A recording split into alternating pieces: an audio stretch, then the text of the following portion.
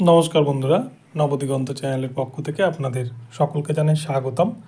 তো বন্ধুরা, এই মুহূর্তে আমি যে খবরটি পরিবেশন করতে চলেছি, এই মুহূর্তের সবথেকে বড় খবর, সুজয় কৃষ্ণে ভদ্রের গলার যে ভয়েস ক্লিপিং যে পাঠানো হয়েছিল ফরেন্সিক রিপোর্টে, সেই ফরেন্সিক রিপোর্ট এখন ইডি আধিকারিকদের হাতে।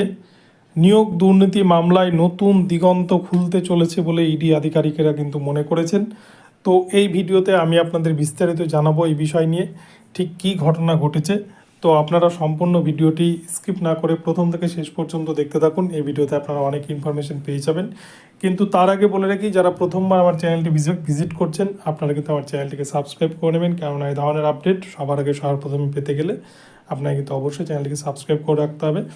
তো চলুন বন্ধুরা, তাহলে আমরা এবারে সুজয় কৃষ্ণ ভদ্রের ঠিক কোন কোন ঘটনাগুলো আমরা আজকে জানতে পারবো, আমরা এই ভিডিওর মাধ্যমে দেখে নিই।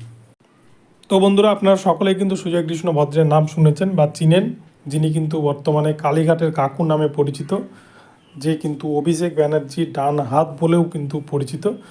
তো এই সুজয় কৃষ্ণ ভদ্রের সাথে তার মোবাইল ফোনে কিন্তু ইডি আধিকারিকেরা নিয়োগ দুর্নীতি মামলার তদন্ত চলাকালীন একাধিক ভয়েস ক্লিপিং এবং একাধিক কিন্তু বিভিন্ন তথ্য খুঁজে পেয়েছেন সুজয় কৃষ্ণ ভদ্রের মোবাইলে। তো সেই সমস্ত ভয়েস ক্লিপিংগুলো তার ভয়েস রেকর্ড করে কিন্তু সেই ক্লিপিংগুলো যে তারই গলার নমুনা কিনা, এটা কিন্তু ফরেন্সিক রিপোর্টে পাঠিয়েছিলেন ইডি আধিকারিকদের তরফ থেকে।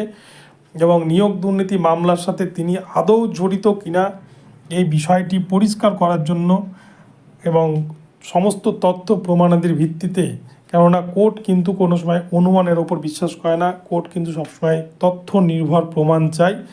তো সেই দিকটা মাথায় রেখেই নিয়োগ দুর্নীতি তদন্তের শেষ কিনারায় পৌঁছানোর জন্য ইডি আধিকারিকেরা, কেন্দ্রীয় গোয়েন্দাকারী সংস্থা, তারা কিন্তু ফরেন্সিকে তার গলার ভয়েস পাঠিয়েছিলেন এবং মোবাইলের ক্লিপিং ভয়েসগুলো পাঠিয়েছিলেন, যেটার কিন্তু রিপোর্ট আজ পেয়েছে ইডি আধিকারিকেরা।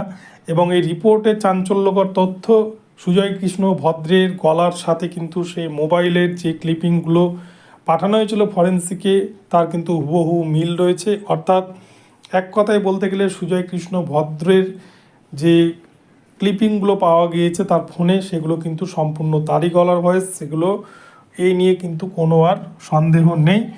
তো এই থেকে কিন্তু অনেকেই মনে করছেন এবং ইডির তরফ থেকেও জানানো হচ্ছে যে নিয়োগ দুর্নীতির তদন্তে কিন্তু নতুন মোড় নিতে চলেছে আগামীতে। সুজয় কৃষ্ণ ভদ্রকে এবার কিন্তু জেরা করতে চলেছে এবং এই বিষয়ে একাধিক নতুন তথ্য সামনে আনতে চলেছে ইডি আধিকারিকেরা। তো আজকে ফরেন্সিক রিপোর্টে পাওয়া এই সমস্ত তথ্য কিন্তু এবারে সম্পূর্ণ কলকাতা কোর্টে কিন্তু জমা করতে চলেছে ইডি আধিকারিকরা সমস্ত তথ্য প্রমাণাদির ভিত্তিতে। তো সুজয় কৃষ্ণ ভদ্রের কিন্তু সমস্ত খেলা হয়তো এবারে শেষ হতে চলেছে। তিনি যে নিয়োগ দুর্নীতি মামলার সাথে জড়িত ছিলেন এবং আর্থিক যে লেনদেনের সাথেও জড়িত ছিলেন, এই সমস্ত যে বিষয়গুলি নিয়ে কিন্তু এই ধোঁয়াশাগুলো ছিল, যেগুলো কিন্তু ভয়েস ক্লিপিংয়ের মাধ্যমে উঠে এসেছিলো। তো এই বিষয়গুলি কিন্তু আগামীতে কোর্টে জমা পড়ার পরে ঠিক কোন দিকে মন নেয় স্কুল সার্ভিস কমিশনের নিয়োগ দুর্নীতি তদন্ত এবং প্রাথমিকের যে 2014 প্রাইমারি টেটের নিয়োগ দুর্নীতি তদন্ত কিন্তু শুরু করেছিলেন সিবিআই এবং ইডি আধিকারিকেরা প্রাক্তন বিচারপতি অভিজিৎ গঙ্গোপাধ্যায়ের নির্দেশে, তার হয়তো এবারে ইতি হতে চলেছে। হয়তো অনেক কিছুরই এবার কিন্তু ইঙ্গিত মিলতে পারে সিবিআই এবং ইডি আধিকারিকদের কাছে। এবং তার সাথে সাথে কীভাবে কোথায় কী দুর্নীতি করা হয়েছে, কত আর্থিক লেনদেন হয়েছে, সে খবরও কিন্তু এবারে সামনে উঠে আসতে পারে।